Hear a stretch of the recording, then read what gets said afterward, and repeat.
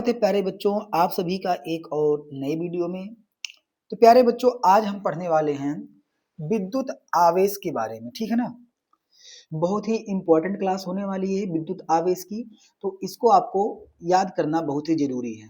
तो अगर आपसे कोई पूछे कि विद्युत आवेश यानी कि इलेक्ट्रिक करंट क्या होता है प्यारे बच्चों, तो आप उसको डिफिनेशन बताइएगा कि किसी पदार्थ का वह गुण जिसके कारण वह वैद्युत तथा चुंबकीय प्रभाव उत्पन्न करता है या उसका अनुभव करता है, उसे हम क्या कहते हैं? विद्युत आवेश कहते हैं। ठीक है ना। तो इसको आप याद रख लीजिएगा कि किसी पदार्थ का वह गुण जिसके कारण वह वैद्युत तथा चुंबकीय प्रभाव उत्पन्न करता है या उसका अनुभव करता है, उसे हम विद्युत आवेश कहते हैं। ठीक ना प्यारे बच्चों, डिफिनेशन आप लिख लीजिएगा अपने कॉपी में। चलिए आगे बढ़ते हैं। अब आगे की बात अगर हम करेंगे तो अगला क्या पढ़ना हमको कि टाइप्स ऑफ इलेक्ट्रिक चार्ज, यानी विद्युत आवेश के प्रकार क्या होते हैं। प्यारे बच्चों, विद्युत आवेश कितने प्रकार का होता है? तो आप चित्र में देख पा रहे होंगे कि सन 1750 में अमेरिका के जो वैज्ञानिक थे बेंजामिन फ्रैंकलिन ने आवेशों का प्यारे बच्चों क्या किया? नामकरण किया। ठीक है ना। ऐतिहासिक नोट में आप देख पा रहे होंगे इस कितने में? सन 1750 में। कितने में? 1750 में अमेरिकी वैज्ञानिक बेंजामिन फ्रैंकलिन ने क्या किया? आवेशों का प्यारे बच्चों क्या किया? नामकरण किया। ठीक है ना। और देखो धन आवेश जो होता है, यहाँ पे धन आवेश लिखा है। धन आवेश कब उत्पन्न होता है? इलेक्ट्रॉनों की कमी के कारण उत्पन्न होता है। और आपका जो ऋण आवेश होता है, नेगेटिव चार्ज जो होता है प्यारे बच्चों, वो इलेक्ट्रॉनों की अधिकता के कारण उत्पन्न होता है। तो यहाँ पे देख पा रहे होंगे कि सन 1750 में, किसमें? सन 1750 में अमेरिका के वैज्ञानिक नाम क्या याद रखिएगा? Benjamin Franklin. बेंजामिन फ्रैंकलिन ने क्या किया प्यारे बच्चों? आवेशों का नामकरण किया। ठीक है ना। आवेशों का क्या किया? नामकरण किया, माने आवेशों का इन्होंने नाम रखा। तो आवेश कितने प्रकार के होते हैं? तो याद रखिएगा, आवेश कितने प्रकार के प्यारे बच्चों? दो प्रकार के होते हैं आवेश। आवेश कितने प्रकार के होते हैं? दो प्रकार के होते हैं। कौन कौन सा? एक आपका होता है धन आवेश। कौन सा होता है आपका? एक धन आवेश होता है। और दूसरा याद करिएगा, क्या मैंने बताया था? ऋण आवेश। ठीक है ना। तो आवेश जो होते हैं आपके प्यारे बच्चों दो प्रकार के होते हैं, धन आवेश और ऋण आवेश। ठीक है ना। धन आवेश कब होता है? इलेक्ट्रॉनों के कमी के कारण। ठीक है ना। जब किसी पदार्थ में इलेक्ट्रॉनों की कमी हो जाती है तो उसमें क्या होता है प्यारे बच्चों? धन आवेश होता है। मैंने इसके पहले वाले वीडियो में जो इलेक्ट्रॉनिक सिद्धांत मैंने बताया था, उसमें मैंने अच्छे से बताया आप लोगों को कि धन आवेश कैसे उत्पन्न होता है। तो अभी तक उस वीडियो को नहीं देखे हैं तो जाके जरूर देखिएगा। तो धन आवेश में क्या होता है प्यारे बच्चों की इलेक्ट्रॉनों की कमी के कारण धन आवेश होता है। और अगर ऋण आवेश की हम बात करें प्यारे बच्चों, तो इलेक्ट्रॉनों की अधिकता के कारण, इलेक्ट्रॉनों की अधिकता के कारण क्या होता है प्यारे बच्चों? ऋण आवेश उत्पन्न होता है। ठीक है ना। चलिए आगे बढ़ते हैं। आगे हमारा क्या है कि वह गुण जो दोनों प्रकार के आवेशों के बीच, दोनों प्रकार मतलब धन आवेश और ऋण आवेश, वह गुण जो दोनों प्रकार के आवेशों में क्या करता है? भेद करता है, उसे हम क्या बोलते हैं? ध्रुवता कहते हैं। अगर आपसे पूछे ध्रुवता क्या होती है, तो वह गुण जो दोनों प्रकार के आवेशों में भेद करता है, उसे हम क्या कहते हैं प्यारे बच्चों? ध्रुवता कहते हैं। जैसे यहाँ पे आप देख पा रहे होंगे कि ये पॉजिटिव चार्ज है ये वाला, और ये क्या आपका है? निगेटिव चार्ज है। तो दोनों के बीच जो अंतर करेगा वही क्या कहलाएगा? हमारा ध्रुवता कहलाएगा। ठीक है ना। चलिए आगे बढ़ते हैं। आगे हम जानेंगे प्यारे बच्चों कि विद्युत आवेश का मात्रक क्या होता है। विद्युत आवेश का मात्रक क्या होता है? बहुत ही ज्यादा इंपॉर्टेंट है, तो इसको आप अच्छे से देखिएगा। ठीक है ना। देखिए, विद्युत आवेश का मात्रक समझने से पहले आपको इसका दो फार्मूला आप याद कर लीजिएगा। एक होता है Q बराबर plus minus N E. Q बराबर प्लस माइनस एन ई, एक फार्मूला ये याद रखिएगा। और एक आपने जो 10 में पढ़ा होगा कि विद्युत धारा के माने आवेश के प्रवाह की दर को धारा कहते हैं, आई बराबर क्यू बाई टी। तो यहाँ से क्यू का मान कितना आ जाएगा? आई गुणे टी। ठीक है ना। तो ये आपको दो फार्मूला मौके पे आप याद रख लीजिएगा। ठीक है ना। एक होता है क्यू बराबर प्लस माइनस एन ई और एक क्यू बराबर होता है आई टी। इस फार्मूले को हम इसके अगले वाले वीडियो में आपको बताएंगे। अभी इतना आप याद रखिएगा। देखिए, पहले ही बात याद रखिएगा कि विद्युत आवेश कौन सी राशि होती है प्यारे बच्चों? तो कोई आपसे पूछे तो आप बताइएगा कि जो हमारा विद्युत आवेश होता है प्यारे बच्चों, कौन सी राशि होती है आपकी? अदिश राशि होती है। कौन सी राशि होती है? अदिश राशि होती है। राशियां दो प्रकार की होती हैं, तो कौन सी राशि आपकी होगी प्यारे बच्चों? अदिश राशि हो गई, ठीक है ना। अब आगे क्या है कि आवेश का एसआई पद्धति में मात्रक क्या होता है, कूलाम होता है। क्या होता है, कूलाम होता है, या इसी को हम लोग बोलते हैं एम्पियर गुणे सेकंड। क्या बोलते हैं, इसी को हम बोलते हैं एम्पियर गुणे सेकंड। दोनों आपको याद रखना है, किसका मात्रक क्या होता है, आवेश का मात्रक कूलाम होता है, या उसे क्या लिख सकते हैं, एम्पियर गुणे सेकंड लिख सकते हैं। कैसे लिखते हैं यहाँ बताते हैं कि देखो मैंने फार्मूला बता दिया कि Q बराबर क्या आपका होता है I गुणे टी। ये फार्मूला मैंने बताया आपको कि Q बराबर I गुणे टी होता है। अगर हम Q का मात्रक निकालेंगे तो Q का मात्रक क्या हो जाएगा, Q का मात्रक बराबर I का मात्रक गुणे T का मात्रक। तो I माने धारा का मात्रक क्या होता है, आप कहोगे सर जी एम्पियर होता है, एम्पियर होता है इनटू टी मतलब टाइम, और टाइम का मात्रक क्या हो जाएगा, सेकंड हो जाएगा ना। तो यहां से ही निकलता है एम्पियर गुणे सेकंड, ठीक है ना। तो कूलाम का मात्रक क्या होता है, एम्पियर गुणे सेकंड, या तो उसको हम क्या कहेंगे, कूलाम कहेंगे। यहाँ पे हमने देखो आपको चित्र के माध्यम से बता रखा है, ठीक है ना। यहाँ चित्र के माध्यम से भी हमने आपको बता रखा है कि एम्पियर गुणे सेकंड बराबर क्या होता है, कूलाम होता है। यानी एम्पियर गुणे सेकंड या क्या होता है, कूलाम होता है। यानी हम इसको ये भी लिख सकते हैं कि एक कूलाम बराबर एक एम्पियर गुणे सेकंड, एक कूलाम बराबर एक एम्पियर गुणे सेकंड। और इसका विमेय सूत्र क्या होता है प्यारे बच्चों, तो एटी होता है। क्या होता है, एटी होता है कूलाम का विमेय सूत्र। अभी इसको हम निकाल के आपको बता भी देंगे, ठीक है ना। तो आवेश का विमेय सूत्र क्या आपका होता है प्यारे बच्चों, एटी होता है, ठीक है ना। आवेश का विमेय सूत्र क्या होता है, एटी होता है। भी एटी हम निकाल के आपको बता भी देते हैं कैसे एटी निकला है, ठीक है ना। एटी कैसे निकला भी इसको निकाल के हम बताते हैं। और एक कूलाम बराबर क्या होता है, एक कूलाम बराबर हमारा क्या होता है, एक एम्पियर गुणे सेकंड होता है ना। एक एम्पियर गुणे एक सेकंड हमारा एक कूलाम का होता है, ठीक है। चलिए अब हम निकालते हैं बीमा कैसे निकाला है। देखिए बीमा निकालने के लिए क्या करना प्यारे बच्चों, कि देखिए हमने भी आपको बताया कि I बराबर क्या होता है, I बराबर Q बाई टी होता है। आवेश के प्रवाह की दर को क्या कहते हैं, धारा कहते हैं। और अगर हम Q का मान निकालेंगे तो Q का मान कितना हो जाएगा, I गुणे टी हो जाएगा। Q बराबर क्या हो जाएगा, I गुणे टी हो जाएगा। यानी अगर हमको Q की बीमा निकालनी है प्यारे बच्चों, Q की बीमा निकालनी है, किसका मतलब क्या हो जाएगा, Q की बीमा माने आवेश की बीमा, या हिंदी में लिख देते हैं आवेश की बीमा। तो आवेश की बीमा बराबर क्या हो जाएगा, धारा की बीमा, धारा की बीमा, धारा की बीमा, और गुणे प्यारे बच्चों क्या हो जाएगा, गुणे हो जाएगा समय की बीमा। गुणे क्या हो जाएगा, समय की बीमा लिख देंगे यहाँ पे, ठीक है। इतना हमने लिख दिया। अब आपको बता दें कि जो आपकी धारा की बीमा होती है, धारा का मात्रक क्या होता है एम्पियर, और एम्पियर बीमा क्या होती है, ए होती है, ठीक है। समय, समय की बीमा क्या होती है आपको पता है, टी होती है। और दोनों को जब हम ए गुणे टी कर देंगे तो क्या आ जाएगा हमारा, ए टी निकल के आ जाएगा। यानी आवेश का विमेय सूत्र क्या होता है, एटी होता है।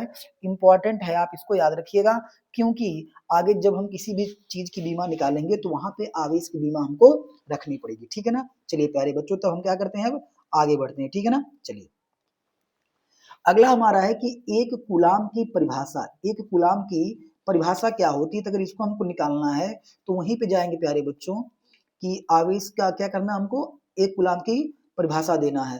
तो आपको पता है कि Q बराबर क्या होता है, I इंटू टी होता है ना। Q बराबर क्या होता है, I इंटू टी होता है। तो अगर हमको एक कूलाम की परिभाषा देना है तो क्या लिखेंगे, देखो यहाँ पे लिखा है कि यदि किसी चालक में, यदि यदि किसी चालक में एक एम्पियर विद्युत धारा, यदि किसी चालक में एक एम्पियर विद्युत धारा एक सेकंड तक प्रवाहित हो तो उस चालक से प्रवाहित आवेश एक कूलाम होता है, ठीक है ना।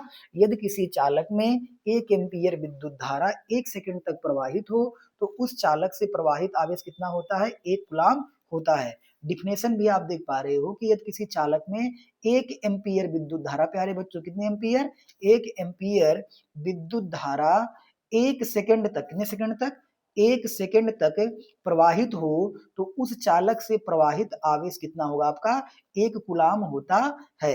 क्योंकि बाबू Q बराबर क्या होगा, यहाँ पे देख लेते हैं कि Q बराबर हमारा होता है I इंटू टी।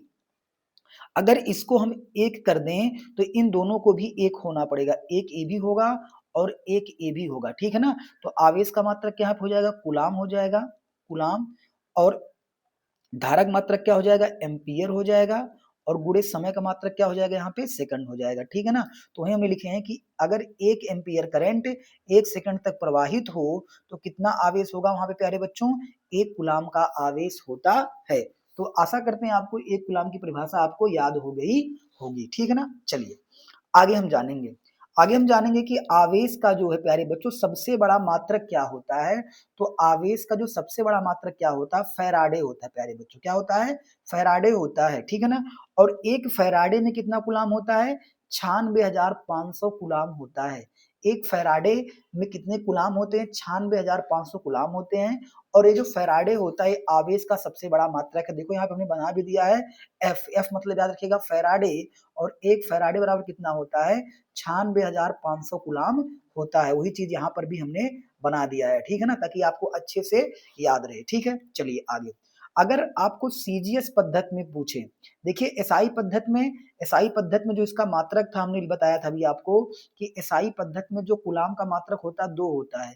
एक तो आपका कूलाम होता, एक होता आपका कूलाम आवेश का मात्रक, और दूसरा हमने क्या बताया था, एम्पियर गुणे सेकंड बताया था। ये दोनों जो मात्रक है प्यारे बच्चों किस पद्धति में है, एसआई पद्धति में होते हैं। लेकिन सीजीएस पद्धति की बात करें तो सीजीएस पद्धति में आवेश का मात्रक क्या होता है प्यारे बच्चों, अस्थायित कूलाम होता है। क्या होता है, अस्थायित कूलाम होता है। देखिए अगर सीजीएस मात्रक आपसे पूछे क्या होता है तो आप क्या बताओगे, अस्थायित कूलाम जो होता है इसका सीजीएस मात्रक होता है, ठीक है ना।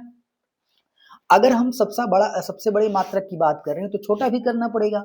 तो आवेश का जो सबसे छोटा मात्रक होता है, सबसे छोटा मात्रक जो होता है उसका नाम क्या है, स्थिर विद्युत इकाई, जिसको हम बोलते हैं ईएसयू, इलेक्ट्रोस्टैटिक्स यूनिट, ईएसयू, स्थिर विद्युत इकाई, अथवा क्या कहते हैं, फ्रैंकलिन होता है। और यह किस पद्धति में होता है प्यारे बच्चों, ये भी सीजीएस पद्धति में ही होता है। तो सबसे बड़ा मात्रक याद रखिएगा फैराडे होता है, और सबसे छोटा जो मात्रक होता है क्या होता है, स्थिर विद्युत इकाई यानी फ्रैंकलिन होता है। और फ्रैंकलिन किस पद्धति में है, सीजीएस पद्धति में होता है, ठीक है ना।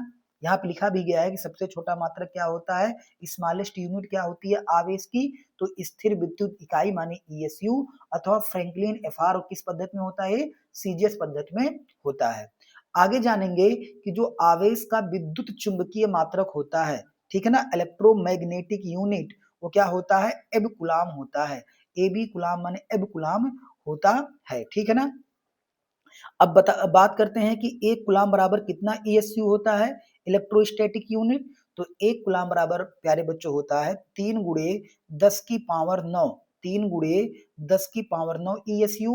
और अगर फ्रैंकलिन भी करेंगे तो ईएसयू जो होता है वही फ्रैंकलिन ही होता है। देखो ईएसयू या फ्रैंकलिन एक ही कहोगे, तो 3 गुणे 10 की पावर 9 फ्रैंकलिन भी होगा। अगर एब कूलाम की बात करोगे तो क्या हो जाएगा, 1/10 एब कूलाम हो जाएगा, ठीक है ना। तो ये आपको बात इतनी याद रखनी है कि सबसे बड़ा मात्रक क्या होगा, फैराडे होगा, और सबसे छोटा मात्रक फ्रैंकलिन होता है। एक फैराडे बराबर 96,000 कितना होता है, 500 कूलाम होता है। यहाँ पे 96,500 कूलाम होता है। और एक कूलाम बराबर कितने फ्रैंकलिन होते हैं, तो 3 गुणे 10 की पावर 9 फ्रैंकलिन होता है, ठीक है ना। ये बात आपको याद रखनी है। चलिए आगे बढ़ते हैं कि आवेश और द्रव्यमान की हमको क्या करना है, तुलना करना है। आवेश और द्रव्यमान की क्या करना है, हमको तुलना करना है।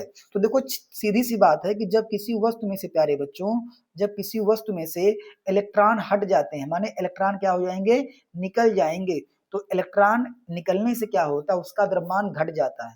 द्रव्यमान क्या होगा, यहाँ पे घट जाएगा, यहाँ लिख देते हैं घटता है। द्रव्यमान क्या होता है, घटता है। और अगर किसी वस्तु पर इलेक्ट्रॉन आकर जुड़ जाते हैं प्यारे बच्चों, तो इलेक्ट्रॉन आने पर क्या हो जाएगा, उसका द्रव्यमान बढ़ जाता है। द्रव्यमान क्या हो जाता है, बढ़ जाता है। यानी इलेक्ट्रॉन हटने पर क्या होता है, द्रव्यमान घटता है, और इलेक्ट्रॉन आने पर क्या होता है, द्रव्यमान बढ़ता है, ठीक है ना। तो चलिए आगे इसको हम समझते हैं क्या होता है। देखिए जो इलेक्ट्रॉन का द्रव्यमान होता है याद रखिएगा 9.1 गुणे 10 की पावर -21 किलोग्राम प्यारे बच्चों, ये क्या होता है, इलेक्ट्रॉन का द्रव्यमान होता है। कोई आपसे पूछे इलेक्ट्रॉन का द्रव्यमान कितना होता है तो बताइएगा कि 9.1 गुणे 10 की पावर -21 किलोग्राम होता है, ठीक है ना। अब देखिए वस्तु से इलेक्ट्रॉन हटने पर, इलेक्ट्रॉन क्या करने पर, हटने पर, अगर प्यारे बच्चों वस्तु से इलेक्ट्रॉन निकल जाता है तो उसका द्रव्यमान क्या होगा, घट जाएगा। द्रव्यमान क्या होगा, घट जाएगा। और अगर वस्तु में इलेक्ट्रॉन जो है आ जाए, यानी इलेक्ट्रॉन की क्या हो जाए, वृद्धि हो जाए, तो द्रव्यमान क्या होगा, बढ़ जाता है। द्रव्यमान क्या होता है, बढ़ जाता है। किंतु एक बात याद रखिएगा कि यह जो कमी या वृद्धि होती है बहुत ही अल्प होती है, बहुत ही क्या होती है, अल्प होती है। यानी आप कह सकते हैं कि प्यारे बच्चों अगर इलेक्ट्रॉन निकल रहा है, देखिए इलेक्ट्रॉन हटने पर द्रव्यमान घट रहा है, यानी मास में क्या होता है, कमी देखने को मिल रही है। अगर ये जो मास में कमी है बहुत ही क्या होती है, अल्प होती है, बहुत ही कम होती है, क्योंकि भाई इलेक्ट्रॉन का क्या है, द्रव्यमान ही बहुत कम होता है। 9.1 गुणे 10 की पावर माइनस 31 किलोग्राम में इलेक्ट्रॉन का द्रव्यमान है। इलेक्ट्रॉन किसी भी वस्तु में से निकलेगा तो उसका द्रव्यमान घट जाता है, लेकिन यह जो कमी होगी, ये जो कमी होगी बहुत ही क्या होगी प्यारे बच्चों, अल्प होगी, बहुत ही कम होगी। इसी के अलावा अगर इलेक्ट्रॉन आ जाता है, किसी भी वस्तु पे इलेक्ट्रॉन बढ़ जाते हैं, तो इलेक्ट्रॉन बढ़ने से क्या होगा, उसका मास जो द्रव्यमान है उसका बढ़ जाएगा। लेकिन यहाँ जो बढ़ेगा ये क्या होगा प्यारे बच्चों, बहुत ही अल्प मात्रा में बढ़ेगा, ठीक है ना। अब आपको यहाँ पे एक बात याद रखनी है कि इलेक्ट्रॉन हटने पर कौन सा चार्ज आता है, यानी इलेक्ट्रॉन की कमी से कौन सा चार्ज आता है, तो आप कहोगे सर इलेक्ट्रॉन के हटने पर कौन सा चार्ज आता है हमारा, पॉजिटिव चार्ज आता है, ठीक है ना। और इलेक्ट्रॉन के आने पर, माने इलेक्ट्रॉन ज्यादा हो जाने पे कौन सा चार्ज आता है आपका, तो आप कहोगे सर निगेटिव चार्ज आता है।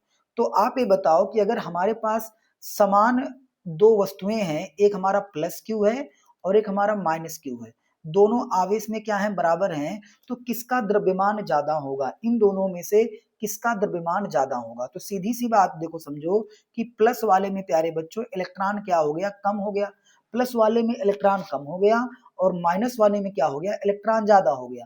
क्योंकि निगेटिव चार्ज तभी आएगा जब प्यारे बच्चों इलेक्ट्रॉन ज्यादा होगा। पॉजिटिव चार्ज कब आएगा, जब इलेक्ट्रॉन क्या होगा, कम होगा। तो इसका सीधा सा मतलब हो गया कि इलेक्ट्रॉन कम होने से प्यारे बच्चों इसका द्रव्यमान भी कम हो गया, और यहाँ पे इलेक्ट्रॉन ज्यादा होने से इसका वजन बढ़ गया। यानी सीधी सी बात है कि अगर प्लस क्यू और माइनस क्यू में द्रव्यमान की बात करें तो माइनस क्यू का द्रव्यमान क्या होगा, ज्यादा होगा, ऋणावेशित वस्तु का द्रव्यमान ज्यादा होगा, क्योंकि उसमें इलेक्ट्रॉन ज्यादा है, ठीक है ना प्यारे बच्चों, इलेक्ट्रॉन क्या है, ज्यादा है। तो आशा करते हैं कि ये कॉन्सेप्ट आपको समझ में आया होगा, ठीक है ना। तो मिलते हैं अगली वीडियो में अगले क्लास के साथ, तब तक के लिए अपना ख्याल रखिएगा। चैनल पे नए हैं, चैनल को सब्सक्राइब जरूर कीजिएगा, वीडियो लाइक करिएगा।